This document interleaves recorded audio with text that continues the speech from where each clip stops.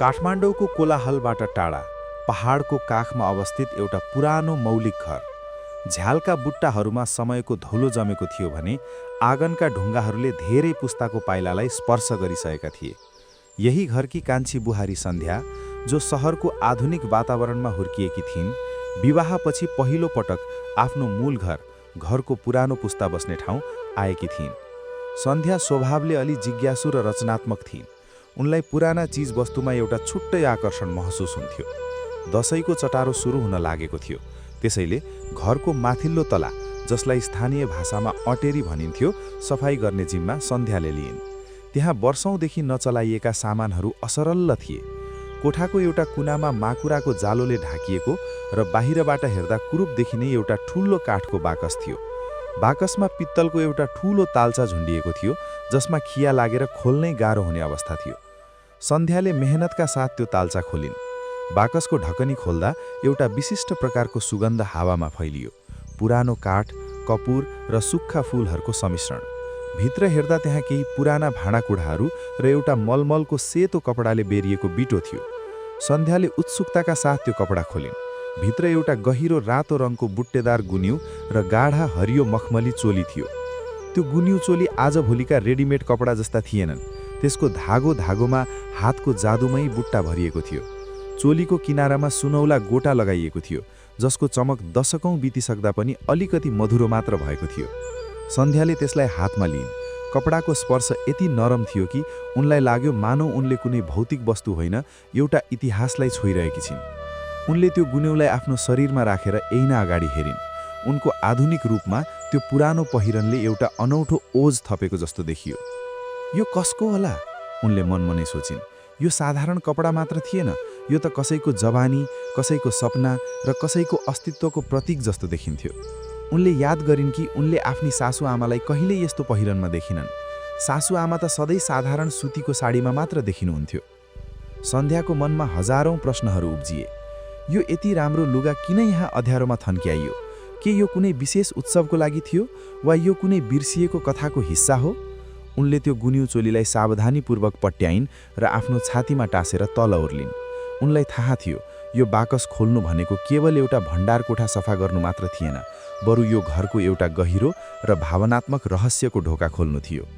बाहिर आँगनमा घाम अलि ढल्किँदै थियो र सन्ध्याका पाइलाहरू बिस्तारै आफ्नी सासुआमा देवकी बसेको पिँढीतिर अघि बढे। उनलाई यो थन्किएको गुन्यू चोलीको पछाडि लुकेको सत्य जान्न हतार भइरहेको थियो। सन्ध्या हातमा त्यो रातो बुट्टेदार गुन्यू र हरियो मखमली चोली लिएर बिस्तारै पिँढीतिर ओर्लिइन्। आँगनमा बसेर सासुआमा देवकी मकै केलाउँदै हुनुहुन्थ्यो। साँझको मधुरो घाम देवकीको चाउरिएको अनुहारमा ठोकिएको थियो, जसले उनका हरेक रेखामा एउटा लामो अनुभवको कथा लेखिएको भानुहुन्थ्यो। जब सन्ध्याले त्यो कपडा सासुआमाको अगाडि राखिन्, देवकीका हातहरू अचानक रोकिए। उनको हातमा भएको मकैको गेडा भुइँमा खस्यो। उनले चस्मा खिक पार्दै अगाडि हेरिन् र उनका ओठहरू थोरै काँपे। केही क्षणसम्म त्यहाँ सन्नाटा छायो। सन्ध्याले सोधिन्, आमा, यो माथिको पुरानो बाकसमा भेट्टाएँ, यो कसको हो? कति राम्रो काम गरिएको रहेछ। देवकीले काँपिरहेको हातले त्यो मखमली चोलीलाई सुमसुम्याइन्। उनको आँखामा एउटा चमक आयो, जुन सन्ध्याले पहिले कहिले देखेकी थिइनन्। यो त मेरो जवानी हो नि नानी, देवकीले लामो सुस्केर हाल्दै भनिन्। यो मेरो गुन्यू चोली हो। आज कति वर्षपछि यसले फेरि घाम देख्न पायो। देवकीले कथा सुनाउन थालिन्। धेरै वर्ष पहिले जब उनी यो घरमा भित्रिएकी थिइन्, उनी पनि सन्ध्या जस्तै चञ्चल र सपनाले भरिएकी थिइन्।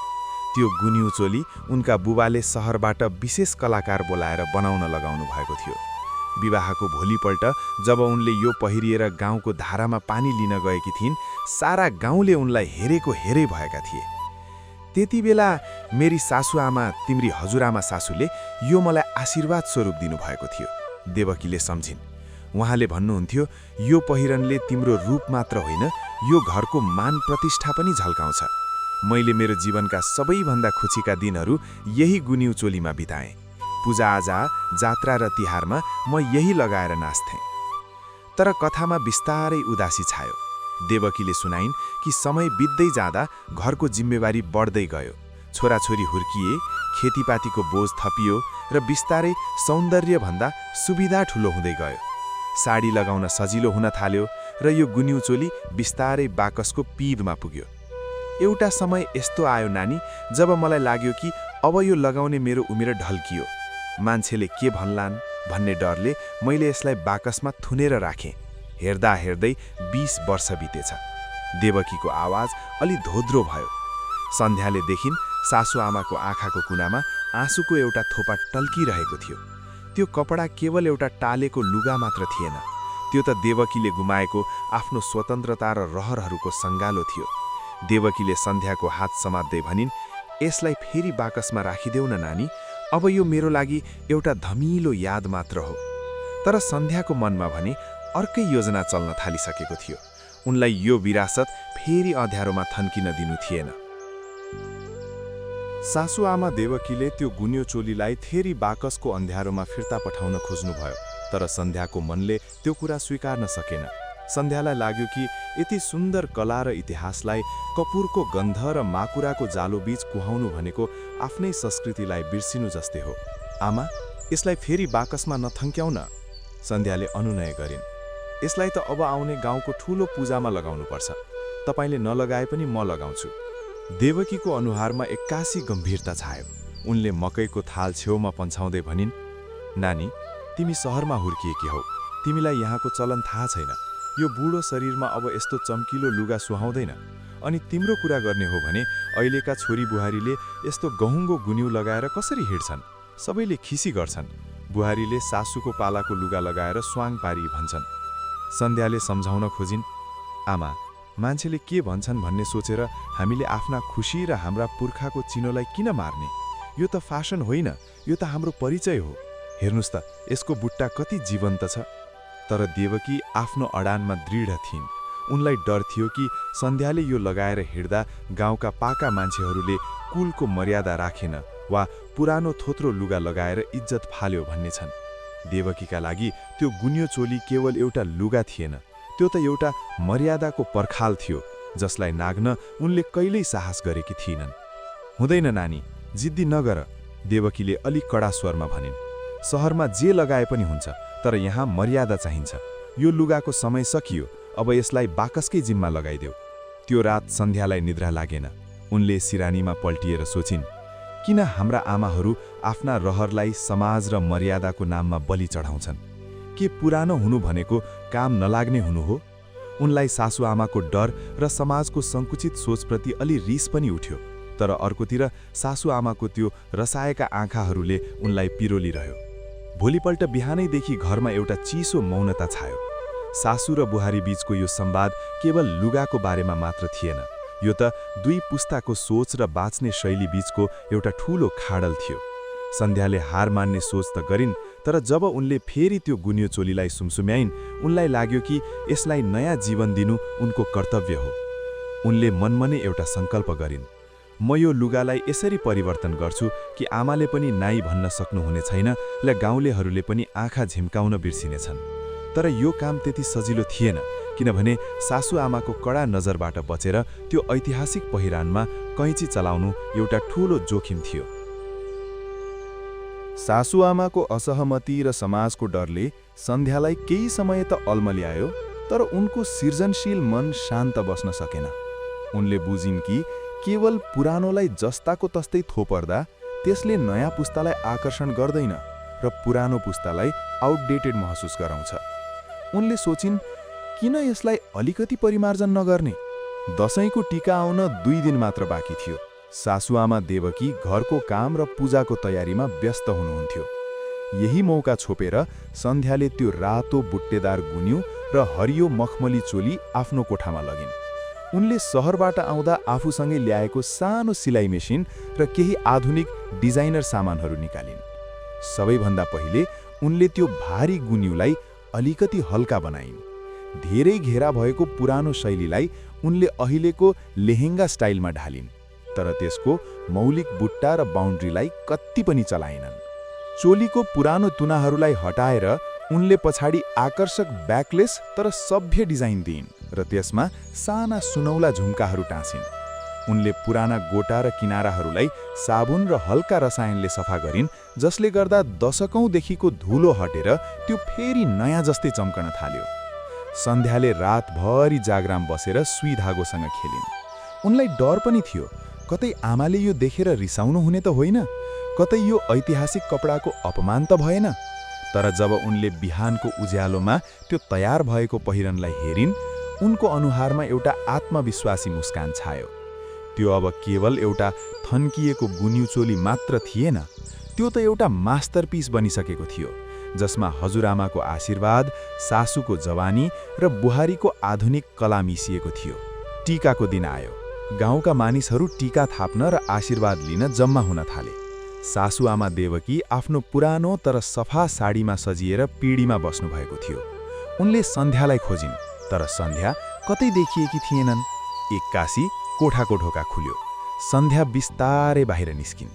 उनले त्यही रातो गुनियो र हरियो मखमली चोली लगाएकी थिइन्, तर त्यो लगाउने शैली यति आधुनिक र भव्य थियो कि मानौ उनी कुनै ठूलो उत्सवकी राजकुमारी हुन्।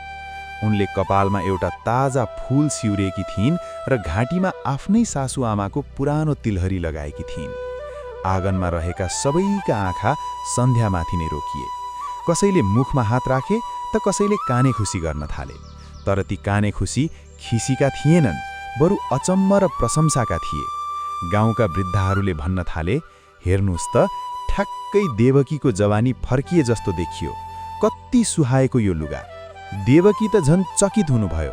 उनले आफ्नै आँखालाई विश्वास गर्न सकिरहनु भएको थिएन। त्यो लुगा जुन उनले बाकसमा मर्नका लागि छाडिदिएकी थिइन्, आज आफ्नै बुहारीको शरीरमा यसरी जीवित भएको देख्दा उनको मनमा एउटा अनौठो गर्व महसुस भयो। उनले महसुस गरिन् कि सन्ध्याले केवल लुगा सिलाएकी थिइनन्, उनले त बिर्सिएको इतिहासलाई सम्मानका साथ बिउजाएकी थिइन्। आँगनमा झुम्मिएका गाउँलेहरू र आफन्तहरूको नजर सन्ध्याको त्यो अपूर्व रूपमा अडिएको थियो। सहरकी बुहारीले गाउँको पुरानो पहिरनलाई यसरी जीवन्त बनाएर लगाउँली भनेर कसैले सोचेका पनि थिएनन्।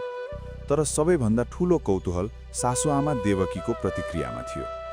देवकी टुलु टुलु सन्ध्यालाई हेरिरहनु भएको थियो, मानौ उनी वर्तमानमा होइन, आफ्नो अतीतको कुनै सुन्दर बिहानीमा हराइरहनु भएको छ। सन्ध्या बिस्तारै अघि बढिन् र सासूआमाको गोडा छोएर ढोकिन्। उनले मधुर स्वरमा भनिन्, आमा, मलाई माफ गरिदिनुहोला। मैले तपाईँको अनुमति बिना यो गुनियो चोलीमा कैँची चलाएँ। तर मलाई लाग्थ्यो यो बाकसमा थन्किनका लागि होइन, बरु यो घरको सौभाग्य र परम्परालाई जोगाउनका लागि बनेको हो। के मलाई यो सुहाएको छ? देवकीको गला अवरुद्ध भयो। उनले थरथर काँपिरहेको हातले सन्ध्याको अनुहार मुसारिन्। उनका आँखाबाट हर्षका आँसु खसे। उनले भनिन्, नानी, तिमीले आज मेरो मनको एउटा ठूलो बोझ पखालिदियौ। मैले त यसलाई पुरानो र थोत्रो सम्झेर लुकाएकी थिएँ, तर तिमीले त यसलाई मेरो जवानी भन्दा पनि सुन्दर बनाइदियौ। मलाई डर थियो कि समाजले हाँस्नेछ, तर आज सबैका आँखामा सम्मान र प्रशंसा देखिरहेकी छु। गाउँका पाका वृद्धहरूले पनि थपे, हो नि देवकी, हामीले त आफ्नो पालाको सबै कुरा बिर्सिसक्यौँ, तर तिम्री बुहारीले त हाम्रो संस्कृतिलाई नयाँ जीवन दिइछन्। कस्तो राम्रो सिप, कस्तो राम्रो सोच। त्यही बेला देवकी जुरुक्क उठेर भित्र कोठामा जानुभयो। केही बेरपछि उनी एउटा सानो मखमली बट्टा लिएर बाहिर आउनुभयो। उनले सन्ध्याको हात समातेर त्यो बट्टा खोलिन्, जसमा एउटा पुरानो तर निकै चम्किलो सुनको असर्फी जडिएको चन्द्रमा अर्थात् गहना थियो। यो मेरी सासूआमाले मलाई सुम्पिनु भएको थियो। मलाई लागेको थियो अब यो लगाउने कोही हुँदैन होला, तर आज यो तिम्रो निधारमा सुहाउँछ, देवकीले भन्दै त्यो गहना सन्ध्यालाई पहराइदिइन्। त्यो क्षण केवल एउटा गहना वा लुगाको हस्तान्तरण मात्र थिएन, त्यो त एउटा पुस्ताले अर्को पुस्तालाई आफ्नो विश्वास, माया र जिम्मेवारी सुम्पिएको क्षण थियो। सन्ध्याले बुझिन् कि आधुनिक हुनु भनेको पुरानोलाई त्याग्नु होइन, बरु पुरानोको जगमा उभिएर नयाँ उचाइ छुनु हो। अनि देवकीले बुझिन् कि समय परिवर्तनशील छ र हाम्रा संस्कारहरू तब मात्र बाँच्छन् जब हामी त्यसलाई नयाँ पुस्ताको रुचि र आवश्यकता अनुसार ढल्न दिन्छौँ। त्यो दशैंको टीका उत्सव एउटा ठूलो पाठ बन्यो। अब त्यो थन्किएको गुनियो चोली बाकसको अँध्यारोमा थन्किनु पर्ने छैन। सन्ध्याले त्यसलाई जतन गरेर राखिन्, ताकि भोलि उनका छोरी वा बुहारीले पनि यसलाई गर्वका साथ लगाउन सकुन्। कथाको अन्त्यमा सासू र बुहारी सँगै बसेर हाँस्दै टीका लगाउँदै गर्दा आँगनमा एउटा नयाँ उज्यालो छाएको थियो। थन्किएको गुनियो चोली अब एउटा बिर्सिएको कथा होइन, बरु त्यो घरको सधैँ जीवित रहने एउटा सुन्दर वर्तमान बनेको थियो।